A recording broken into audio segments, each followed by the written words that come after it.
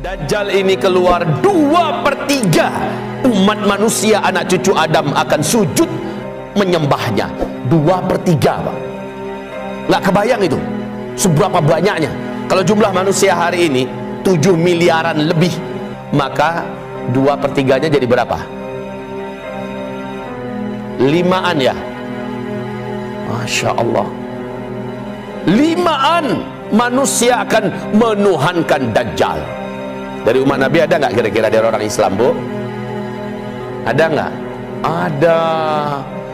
Nabi mengatakan sallallahu alaihi wasallam, para pengikut Dajjal nanti ada beberapa kelompok. Satu, seluruh Yahudi satu bumi akan menyembah sujud kepada Dajjal, akan menuhankan Dajjal. Dua, seluruh orang-orang munafik dari umatku. Nah ini dia. Orang munafik itu orang Islam nggak? Orang Islam. Orang munafik jelas orang Islam, karena munafik nggak ada istilahnya di agama Yahudi. Munafik nggak ada istilahnya di agama Nasrani. Istilah munafik nggak ada di agama Konghucu.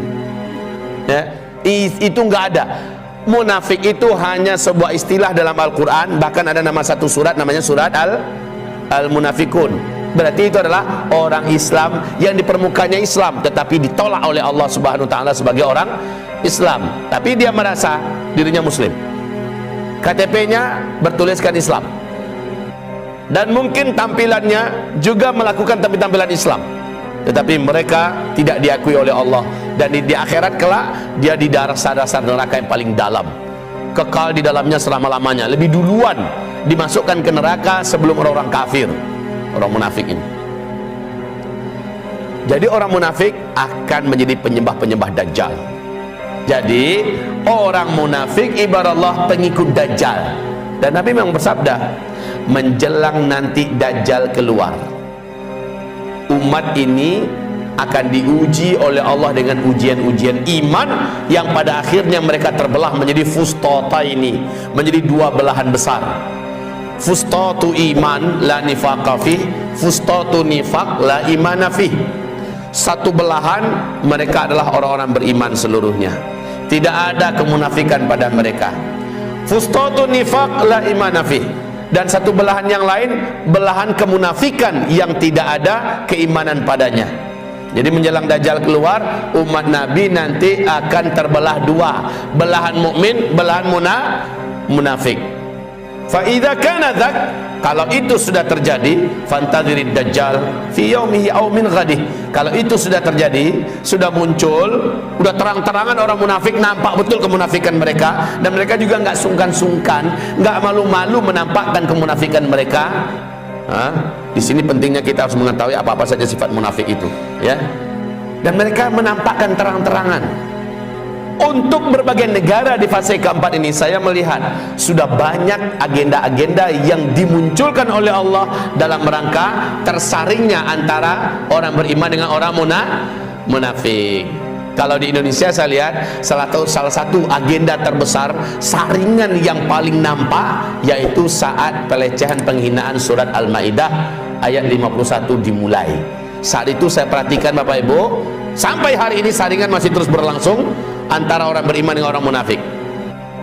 Yang beriman terang-terangan menampakkan komitmennya kepada agama, terang-terangan mempersiapkan dirinya untuk segala risiko yang terpahit sekalipun demi membela keagungan kemuliaan agama ini. Mereka di belakang para ulama-ulama, mereka berkorban dengan apa yang mereka punya, dan bahkan mereka siap pun menyongsong syahid kalau suatu ketika Indonesia ini dan agama ini memerlukannya. Di satu kelompok yang lain, terang-terangan memburu dunia, terang-terangan mempertahankan pangkat jabatan, terang-terangan melecehkan agama bersama dengan peleceh-peleceh agama yang lain. Dan saya yakin nggak usah saya terangkan kepada Bapak Ibu siapa-siapa orangnya, apa-apa nama kelompoknya, partai-partainya dan lain-lainnya. Terang-terangan ini zamannya. Di Malaysia juga hal yang sama terjadi. Di Singapura, apalagi di Brunei, di Filipina, di Thailand, sampai ke sana, sampai ke Timur Tengah Pak, apalagi Amerika dan Eropa, Rusia, Jerman dan sebagainya.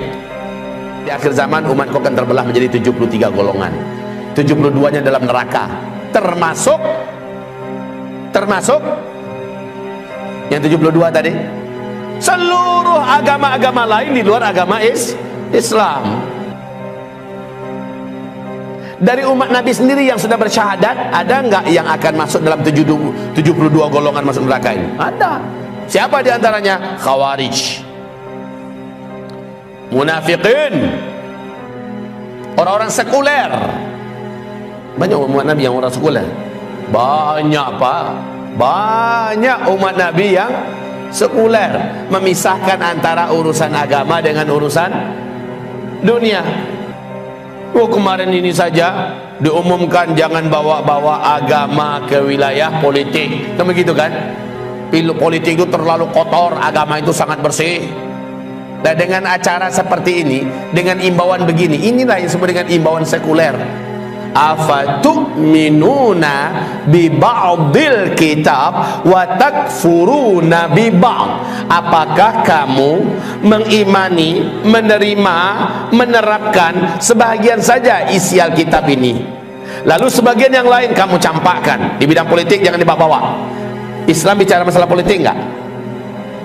Islam bicara masalah politik. Di bagian ekonomi, bisnis, Islam jangan dibawa-bawa. Islam bicara masalah ekonomi enggak? Oh, jangan ditanya Bapak Ibu, jangan ditanya.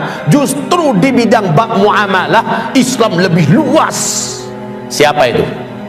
Orang umat Nabi yang orang Islam yang sekuler. Kaum muslimin yang kami muliakan, sudah. Jadi kalau ditanyakan ada nggak umat Nabi nanti yang akan menjadi pengikut Dajjal? Why not? Kenapa tidak?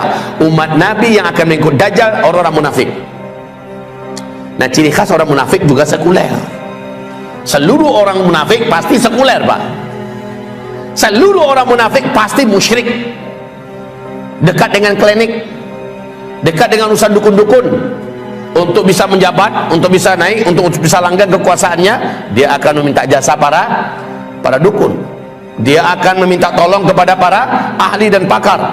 Dia akan letakkan ini, gantung itu di rumahnya supaya dia bisa permanen, supaya orang semua segan, supaya kekuasaannya langgeng, supaya rezekinya lapang. Orang munafik itu macam-macam kejahatan dia buat, Pak. Pembahasan orang munafik ini wajib. Kalau Bapak Ibu bisa mendatangkan ulama terus di rumah dakwah ini, ya, bisa mendatangkan terus ulama, mohon kepada mereka dengan sangat, tuntut kepada mereka agar dibedah sifat-sifat munafik dalam Al-Quran dan Sunnah, untuk memastikan Bapak dan Ibu selamat daripada sifat ini. Pengikut Dajjal, ahli-ahli maksiat, yang maksiatnya maksiat dosa-dosa besar, nggak tobat-tobat, padahal udah dinasihati, udah ditegur, udah diluruskan, masih saja ngotot. Maka ini orang-orang ahli-ahli maksiat, Dajjal keluar, dia akan menjadi penyembah Dajjal, dan seterusnya, Bapak Ibu. Jadi memang ini petaka terbesar ya, Dajjal. Gimana enggak, Pak Ibu? Rasul mengatakan Dajjal ini ketika dia keluar, bukan saja seluruh dukun dan ahli sihir satu bumi menjadi pengikut dan penyembahnya, bukan saja itu, tapi bahkan seluruh jin dan setan satu muka bumi pun akan menjadi pengikut Dajjal, menjadi pelayan-pelayan Dajjal. Bisa dibayangkan nggak kesaktian seperti apa yang ada dimiliki oleh Dajjal ini? Jin dan setan satu muka bumi pun akan tunduk kepada Dajjal.